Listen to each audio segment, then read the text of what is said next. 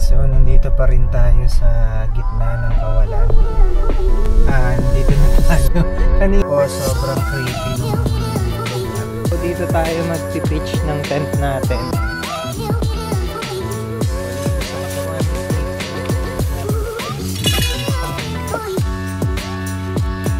Magulo na yung kanin natin.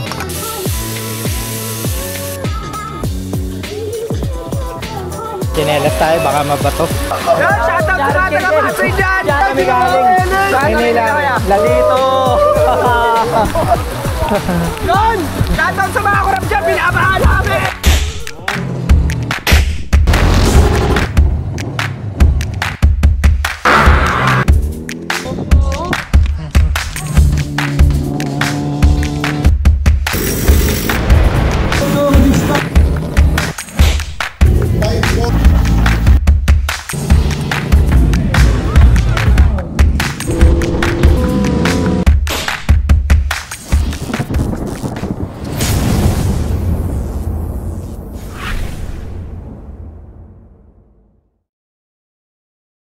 And pasilip na rin natin yung ating trunk. So eto, ready na rin kami, no? Nanghiram kami ng tent dun sa kapatid ko. So magte-tent pitching tayo dun sa campsite na pupuntahan natin. Kumot, panlatag ng sahig. Dito yung mga damit natin. Cooler. So bibili tayo ng ice and mga lulutuin natin. And nandito yung ating mga maliliit na gamit, like yung mga stove natin. Yun lang din naman yung dala namin. And time check 4:37. Yan. So medyo padilim na. Okay, so ito ulit yung loob ng ating BYD Sea Lion 5. Search natin yung pupuntahan natin na camp. So naka full EV tayo as The subscriber cannot be reached. Please. Yan, as planned, para makita natin yung full range ng ating electric. Okay, so nandito tayo ngayon sa Pure Gold dito sa May Rodriguez, QI Central. Ayan. Kuha rin tayo ng ating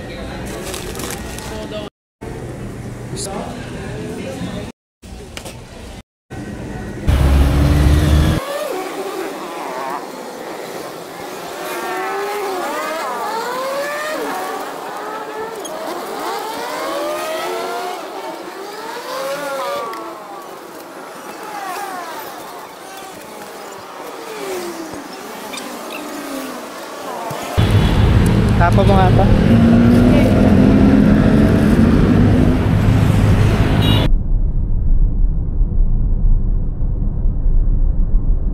So nandito tayo ngayon sa kilometer 23. So nandito na tayo ngayon sa anong exit yun, Nak? Tambongbong ba? Oo. Ayun, Tambong. Layo na ng Tambongbong exit pala. Tapos nandito na tayo bali sa Lohoban service road na to. And so ito, yung mga dinaanan natin doon sa papunta din sa campsite, dahil first time nga lang natin papunta doon and hindi rin naman talaga natin kabisado yung pasikot-sikot dyan. Sobrang creepy talaga ng lugar, as in sobrang dilim, sobrang walang mga bahay, sobrang walang mga ilaw ng poste, bibihira. And may mga part pa nga na as in talagang zero yung poste ng ilaw. So may mga part na parang sinasabi ko sa isip ko, no, na parang tama ba itong dinadaanan natin and papunta ba talaga to dun sa campsite. And second question is, nandun ba talaga yung campsite? Kasi may mga instances na na lalabas siya sa maps, pero pag pinuntahan mo matagal na pala siyang sarado or matagal na siyang wala. So yun yung mga tumatakbo sa utak ko niyang mga oras na yan. And naglalaro rin sa isip ko na why not mag U-turn na lang and maghanap na lang ng ibang mapupuntahan. So by the way, papunta nga po pala tayo sa Norzagaray, Bulacan.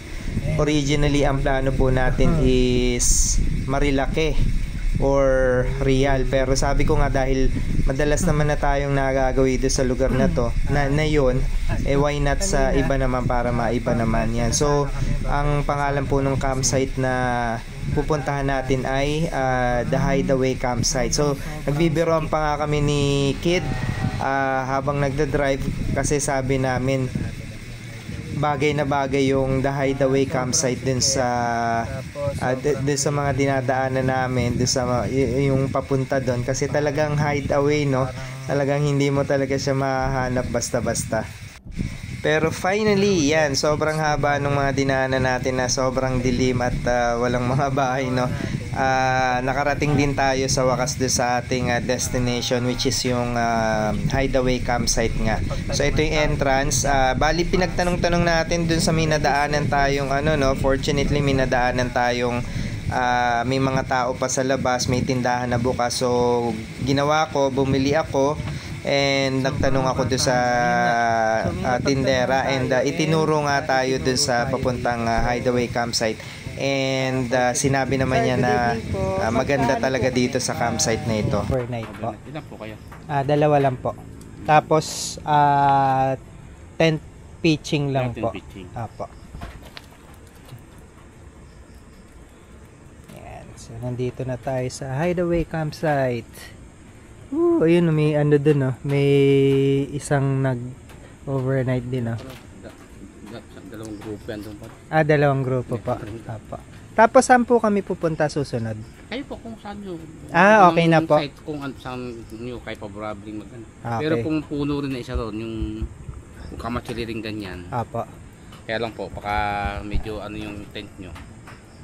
Pwede namang ikuha nyo sa yung may mga bubong. Doon kayo sa cottage mo. Sige po. Mag-tent. Doon na lang po magbayad dyan. Apo. Ngayon na po ba? Doon. Apo, sige po. Okay, ring-bell na lang yung nalalato. Sige pa. Nak, may dalawang grupo na nag-overnight din na yun. May dalawang Hindi ko nga makikita din. tent din. Hindi ka, sama ka muna. Yan, so dito tayo muna sa account nila sa cashier. Ayan, may ising pa. And kaya magbabayad tayo sa overnight. Ay, sorry. Yan. So ba't yan? Bukas yung pintuan mo. Yan. So nandito na tayo sa loob ng campsite. And pwede naman daw mamili kahit na anong spot dito. Pero tinuro tayo ni Kuya, sabi niya meron daw malaking puno ron. Mas maganda raw doon para at least nasa ilalim ng lilim ng puno. So tingnan natin kung maganda doon. Tapos yung fee 550. So na yun, overnight, tapos kasama na yung parking, and may kasama siyang life vest, dalawang life vest. So bukas umaga, doon pa lang natin makukuha. Yan. So bukas umaga, doon pa lang natin bali makukuha yung life vest, kasi hindi naman din pwedeng maglangoy ng ganitong oras. So hindi pa rin natin makikita yung ilog, pero nakita na natin doon sa mga photos doon sa page nila. Actually yun yung selling point niya, kaya napili kong dito pumunta. So napakaganda nung nila dito, napakaganda nung ilog. Actually kita pala may ilaw. Ang ganda na, sulit yung punta natin dito.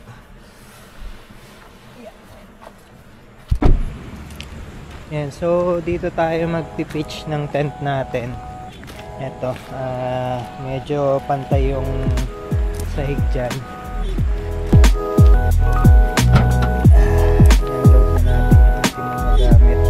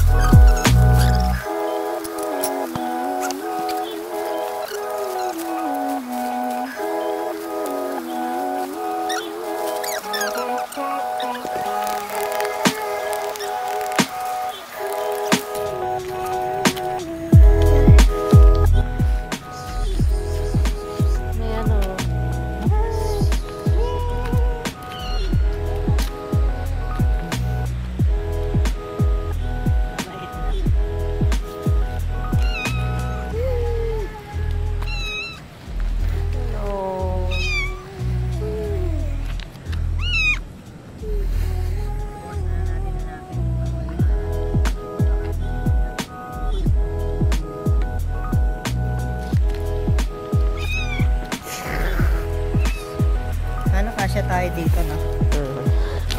Magano na lang tayo.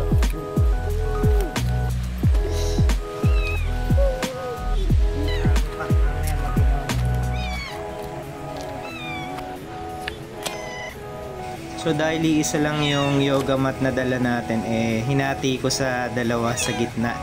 Ayan, para tag-isa kami ni Kid.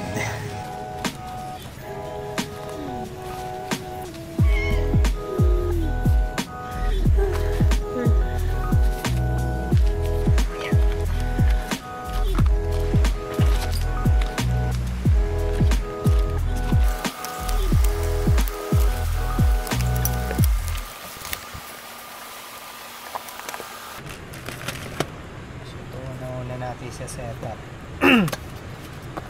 para makapagluto na tayo kasi hindi pa tayo nagdi-dinner din.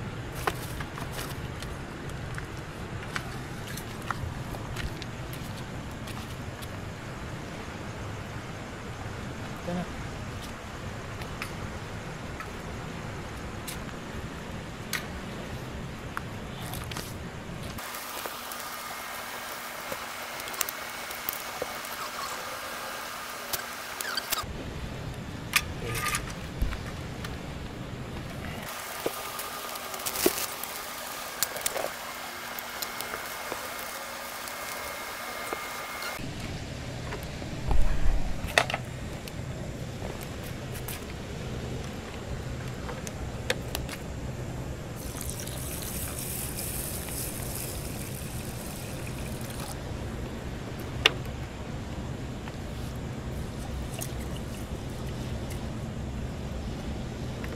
Parang kulang tong tubig natin.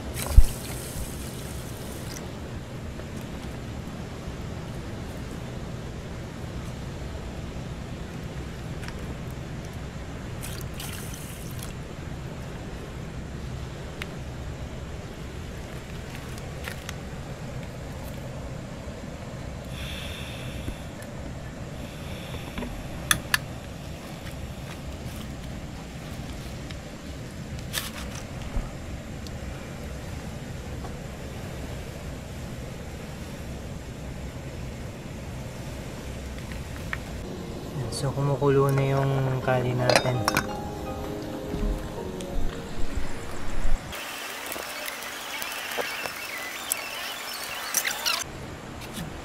So luto na yung kanin natin.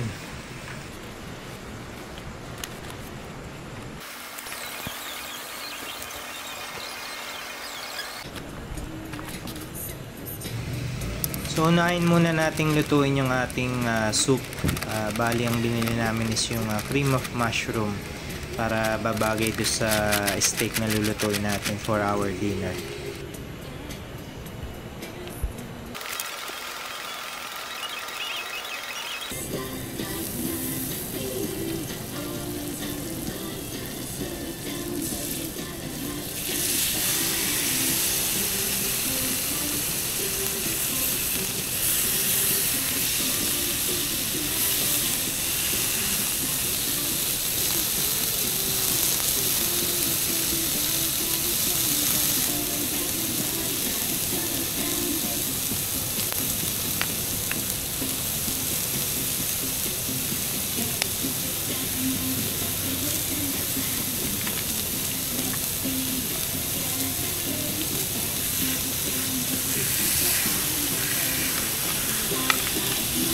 And ayun na nga, nakalimutan natin magdala ng shanse, kaya ayan na, nag-improvise na lang muna tayo, chopsticks na lang muna since no choice tayo, no?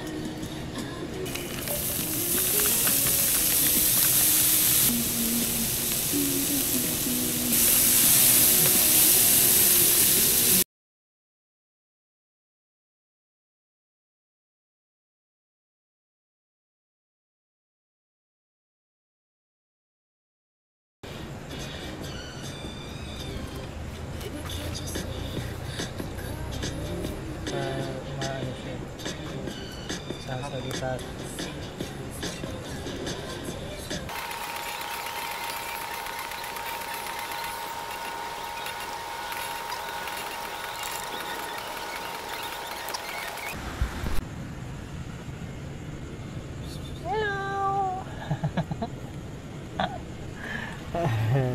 So pakita ko lang yung loob ng tent namin. Ayan, so sobrang simple lang niya. And hindi na rin tayo masyadong updated sa mga ano ngayon, no, mga setup nung college. Ayan, sobrang addict natin sa mountaineering, pero that was 2000 year 2000. So 25 years after. Yan, nakapag-camping din ulit tayo. And shout out din sa kapatid ko, kay Jella. Sa kanya natin nahiram itong tent na ginamit natin. Napakadaling setup nitong tent na to. Yung mga uso ngayon na ano lang, parang ano bang tawag dun? Anong tawag dito sa ganitong tent na? Yung parang one touch lang siya. So may hahataking ka lang tapos tatayo na kaagad siya. Unlike ng mga traditional na tent na talagang mano-mano yung pag-setup ng mga poles. Ito talagang ano na siya, no, yung modern na. And ito, nandito yung mga food namin sa loob. Tapos ayun yung mga lutuan namin nasa labas. So sa tabi lang kami ng ano, ng ilog mismo. Napakalaki ng ilog. So bukas ng umaga makikita natin yan. Pero ngayon medyo sobrang dilim, no. So kahit nailawan natin, baka hindi rin ganun ka kita sa camera natin. So bukas na lang natin siya kukunan. Yan. And time check 12:11. So it's Saturday. And ayun, maya siguro ano na kami, no, lights out na kami para maaga rin kami magising. Ang tahimik dito, sobrang ganda ng ano, nung ambience. Talagang probinsya, ang maririnig mo lang is mga kuliglig, yung agos ng ilog, and aside dun wala na. Electric fan na dala. So eto, dinala namin. So nakasaksak siya dun sa power bank namin. Kasi medyo, although probinsya na to. So by the way, nandito pala tayo sa ano, no, sa hideaway campsite. So sa Norzagaray, Bulacan ito. And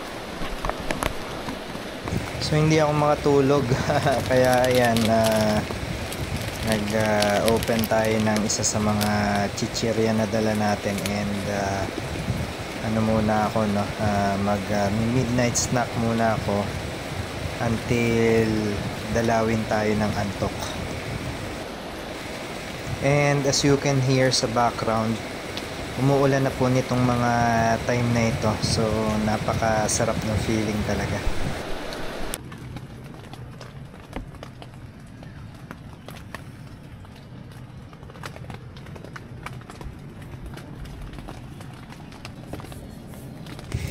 So nakatulog lang tayo ng parang mga 2 hours yata. And eto, maliwanag na, no. Medyo mababaw talaga yung tulog natin kasi yung tent na gamit natin hindi pala siya weatherproof. So may mga times na pag lumalakas yung ulan, talagang pumapatak-patak sa loob. And magigising ka talaga kasi nga yun, magugulat ka na may tubig na pumapatak sa mukha mo, sa katawan, sa paa. And so ito parang mga roughly mga 5:30 na yata ng umaga ito, or past pa, dahil masyadong maliwanag na yan, no. Nakatent lang tayo kaya madilim sa loob.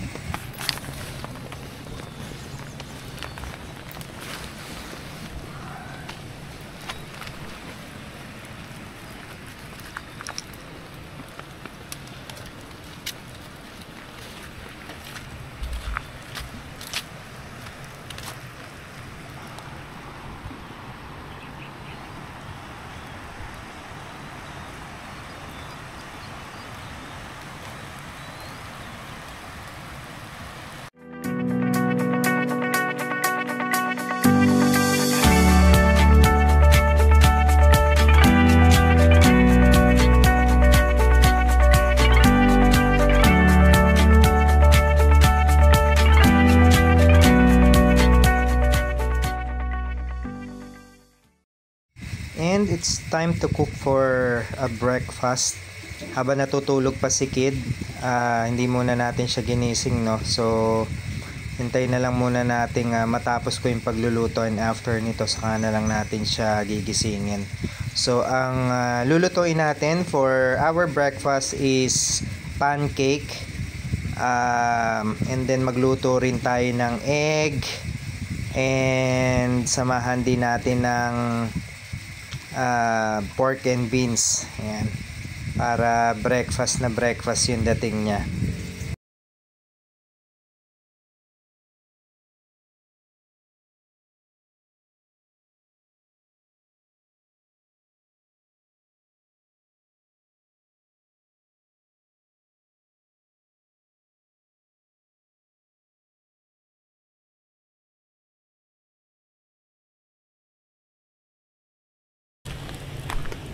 Alright, good morning. And so nagpe-prepare na kami ng aming breakfast. Yan. So bali nagluto tayo ng pancake, itlog, tapos samahan na rin natin ng ng pork and beans.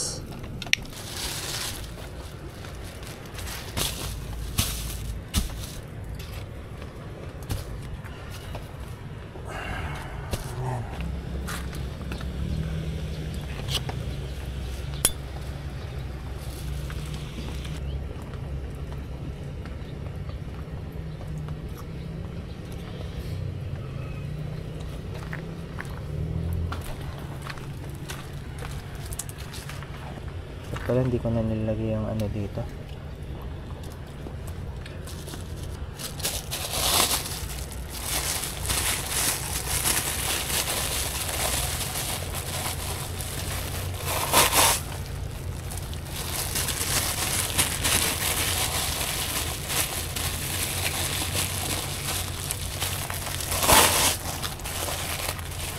Kape natin.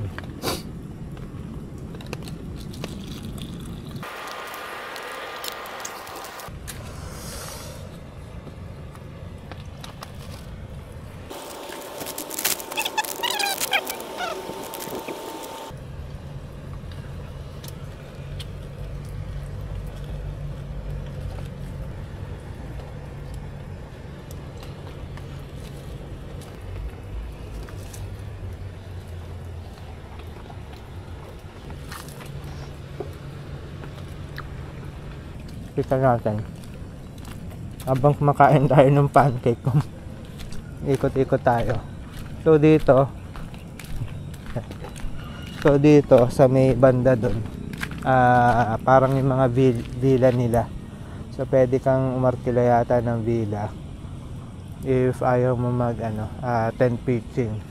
Tapos banda rito naman yung CR saka bathroom. Tapos dito yung kitchen, panghugas ng mga lulutuin. Tapos ayan, mga cottages. Yung mga cottage nila, sobrang simple lang naman. Yan. Dito natin napili mag-pitch ng tent sa ilalim ng puno para at least kahit na medyo malakas yung ulan, hindi diretso bagsak sa tent natin. Kain naman niya.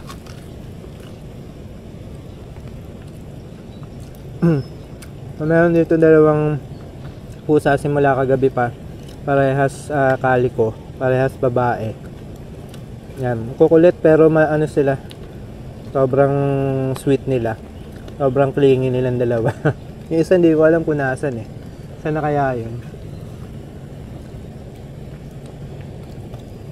Nangihingi pa ng pagkain.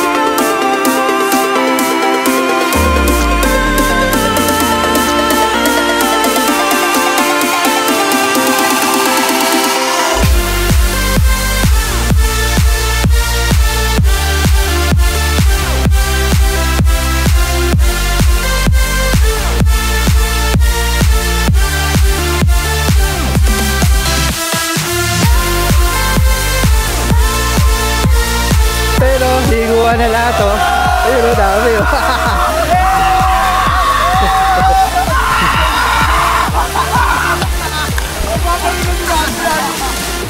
Ayan, chinelas tayo, baka mabato. Ano po? Kid and Dad Moto. Kid and Dad Moto Vlog. Nagbumoto vlog kayo? Yan, shoutout sa mga taga-Pasay dyan! Kapasay kayo, boss? Shoutout si Jilay Pulo!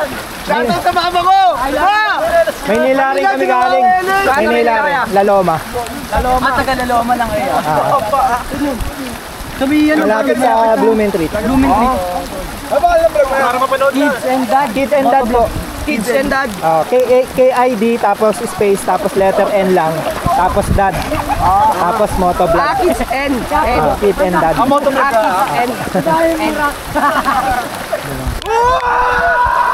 Sarap dito.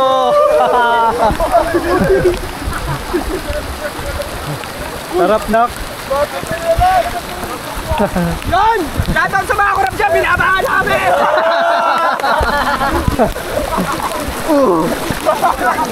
Sarap. Pakita nyo mga taga-politiko kayo, kasi kayo! Wala kayong kwenta, hindi nyo, bigay na kayo! Gagawin ko, birigin ko. Hindi, okay lang. Hindi ka ni Kuya. Hindi, kahit meron. Oy!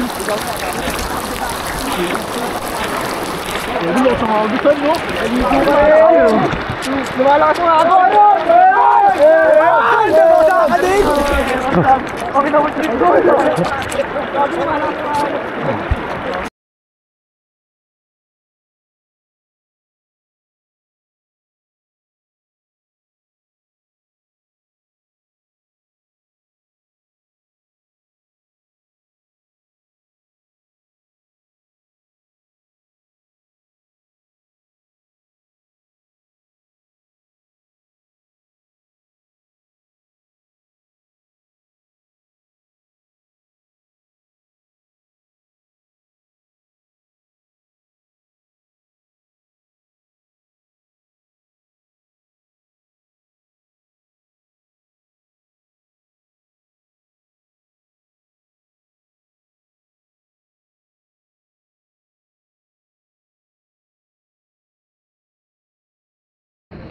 Ayan, so umulan ulit ng malakas and unfortunately dahil hindi nga weatherproof yung ating tent, tapos yung pinangsasapi natin na kapote dun sa butas sa may taas, dahil wala rin siyang kasamang parang yung secondary na roof niya, ayan, sobrang basang-basa dito sa loob. So hindi na natin ito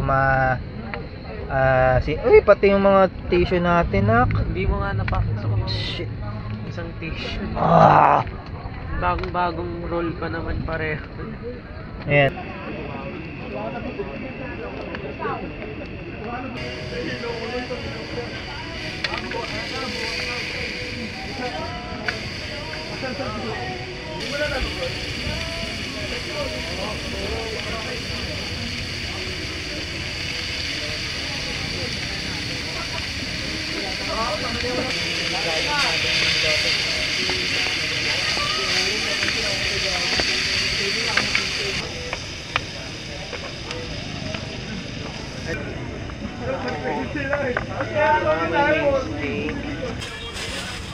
Alright, so ito na yung ating lunch.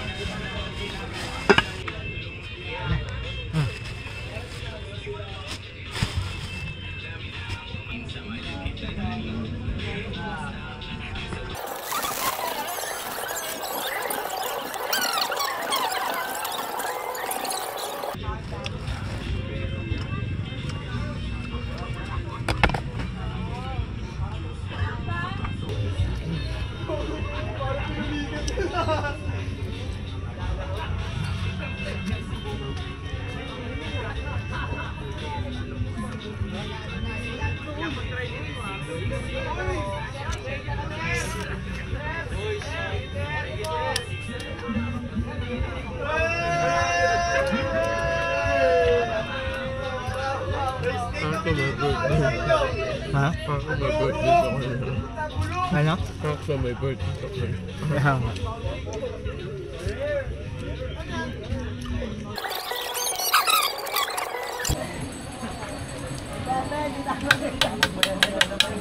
Dahil wala tayong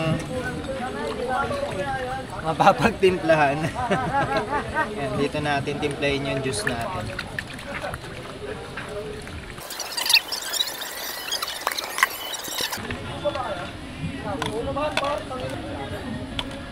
Tayo. Nasasayang. So packing up na kami. Iligpit na namin lahat ng gamit namin, and then after nito naman mag-stay pa tayo siguro mga hanggang 4. Ayan, so ano pa lang, 12:48 pa lang. So meron pa tayong siguro mga 3 oras bago tayo bumatche talaga. Ayan, so ligpit lang tayo ng gamit. So eto, lusong na tayo papunta doon. Ang lamig. Ang lamig.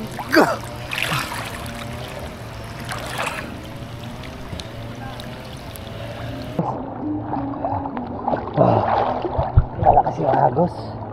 Shit. Tol, hanggang dun ba mababaw lang? Malalim na dito? So dapat daw pala papunta dun para yung agos mo sakto papunta dito. Kasi medyo malalim na rin dito sa gitna. Hindi kaya pagka nilangoy mo ng padiretso. Kasi mapapadpad ka panigurado doon sa kabilang side. I mean, papunta dun, aagusin ka. So ayun, final ano na kami, touches na kami. Nagliligpit na lang din kami, and after nito batch na tayo. Ayan. For your safety, please switch to low beam. And so this is the end of our episode for today. Hopefully nag-enjoy po kayo, and as always, see you in the next episode. Wow, nakaslam pa siya. Nakaslam pa, naka low profile pa na ano, na max.